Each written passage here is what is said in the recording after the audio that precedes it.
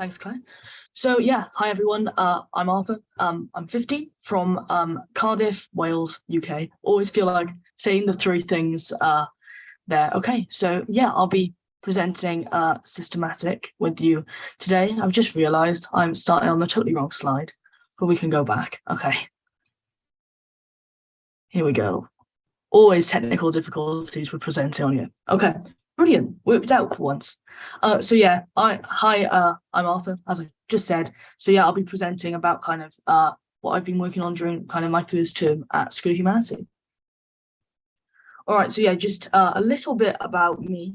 So I kind of regard myself as a young change maker from the UK. My interests kind of fall under youth voice, social action, and in particular, combating poverty. So that's what I'm going to be talking to you a little bit about today. So I work with organisations such as UNICEF, as well as like the Welsh Government, to promote what I would regard as a children's rights-based approach. So kind of the UN Convention on the Rights of the Child, making sure that's underpinning all of our work and kind of grounding the conversations we have. I'm also the founder of a youth voice group called Future Youth Impact, where we kind of work to provide accessible, creative, and meaningful participation opportunities for young people. We want to engage with young people from a variety of different backgrounds, so kind of going to schools and youth groups. I know we've done a little bit of one in a club in School of Humanity previously, and it's kind of about giving young people an opportunity to tell us what they think about maybe like some problems in the world, things they'd like to change, their kind of city, the way kind of society operates, but through any medium they choose, and just giving them that bit of freedom there. And yeah, I'm really kind of with kind of School of Humanity's help and kind of working with the other projects, I'm really keen to continue to develop kind of Future Youth Impact, FYI, as we call it, moving forward. So I know I've already spoken about this, so I'm not going to really go into it in much detail, but when I'm kind of working on our like solutions, this is kind of the framework we follow. So like starting with selecting challenge. So I picked the Our Common Humanity pathway for the first term, and then we kind of move into like engage, investigate, act, and then kind of culminating in the global showcase. But yeah, I'm not going to go into that in any more detail because we've already had a bit of an overview there. All right, so now kind of I'm just going to tell you a little bit about the kind of challenge that I sort of came up with and then the solution behind it.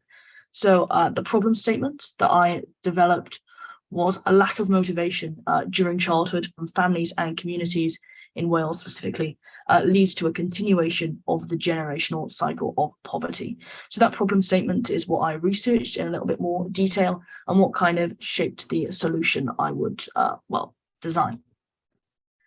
Okay, so during the investigate phase, I found some quite startling statistics that I did want to share with you to kind of show the scope really of the problem. So one of the stats is that 34% of all children in Wales live in poverty, according to like the most recent report from Children in Wales.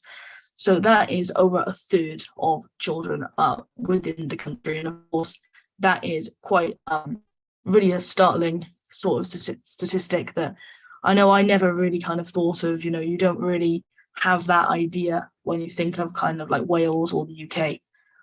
Similarly, almost 1 in 4 people kind of in Wales live in poverty. So that's 700,000 of my fellow citizens. So definitely an issue that I wanted to kind of focus on a little bit more because, you know, we don't generally think of kind of maybe poverty affecting the UK, but this kind of urban poverty is actually quite stark and something that I can definitely see within like my community. Okay, so in order to make sort of a real solution that would actually have kind of a long-term impact, we needed to find out what was kind of the root causes of the problem. So School of Humanity, our facilitators, introduced us to the iceberg model, which I personally love and I use now all the time. It's one of my favorite things ever. That's maybe a little bit over the top, but I think you know what I mean. So we started off with kind of looking at like the events. So it's kind of the tip of the iceberg. So it's that those who grew up in poverty often fall under this bracket as adults. Again, how it becomes a cycle, how it becomes generational. From there, a little bit further down, we've got the pattern. So some common trends. An interesting one I identified was there's a lack of positive role models within lower income communities, because they might kind of move out if they get kind of success. I guess that's subjective term there that we talk about a bit later on. And I guess it's kind of like, because again, it's kind of this trap, this cycle, it's very hard for people to escape and kind of to have the, to have anyone to look up to really within their area. Within structures, we've got the importance, or at least the perceived importance, of social status and classism. And then finally, at the bottom, we've got kind of like the root cause. We've got mental models, so mental health difficulties, including anxiety, depression, and low self-esteem. Just focusing on in a little bit on the low self-esteem point. So this is sort of caused by an inability to afford certain like luxuries, items, or opportunities. And people kind of do hold a lot of significance to that within especially Western society, where there's a lot of value put on kind of riches and kind of like social status above kind of happiness, community, and city. Many are also disillusioned with the systems. They feel as though they are affected by them, but they cannot kind of directly affect them or have an impact. Okay, so just a little bit about the solution itself. So it is called Systematic, as we've spoken about. As a community program, I wanted it to be relevant to all communities and demographics, not just those from kind of lower income areas, but because in order to make this real kind of systematic change, we need everyone to be on board and kind of playing their part. It takes place over 3 months, with sessions taking place every other week and activities to be completed between the sessions as well. And it would be facilitated by an individual or a community group. Upon signing up, they would receive a 9-page welcome pack with a video of kind of yours truly doing a bit of an introduction and trying to make it exciting, as well as 6 2-hour session plans with the resources included in there as well.